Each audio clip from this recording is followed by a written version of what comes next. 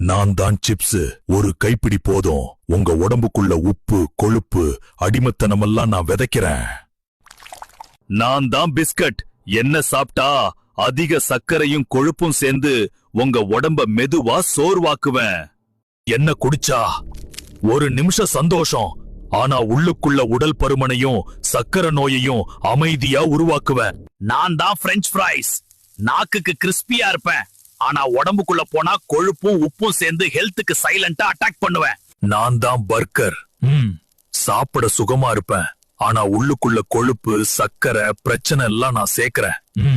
தினமும் காலையில 2 பல் நாட்டு பூண்டை சின்னதா நறுக்கி ஒரு 10 நிமிஷம் காற்றுல உலர விட்டுட்டு அப்புறம் வெதுவெதுப்பான தண்ணியோட சேர்த்து முழுங்கிட்டு வந்தீங்கன்னா கல்லீரல் கொழுப்பு வேகமா கரையும். தினமும் காலையில ஒரு டம்ளர் வெதுவெதுப்பான தண்ணியில அரை மூடி எலுமிச்சை பழத்தோட சாறு பிழிஞ்சு வெறும் வயித்துல குடிச்சிட்டு வந்தீங்கன்னா கல்லீரல் சுத்தமாகி கொழுப்பு கரையும். தினமும் ராத்திரி தூங்குறதுக்கு முன்னாடி ஒரு டம்ளர் வெதுவெதுப்பான பால்ல 1/4 ஸ்பூன் சுத்தமான மஞ்சள் தூளும் ஒரு சிட்டிகை மிளகு தூளும் கலந்து குடிச்சிட்டு வந்தீங்கன்னா கல்லீரல்ல கொழுப்பு. வாரத்துல 3 நாள் ஒரு சின்ன பீட்ரூட்டை தோல் சீவி ஜூஸ் போட்டு வடிகடல சில சொட்டில் குடிச்சிட்டு வந்தீங்கன்னா கல்லீரல்ல படிஞ்சிருக்க கொழுப்பு காணாம போயிடும்.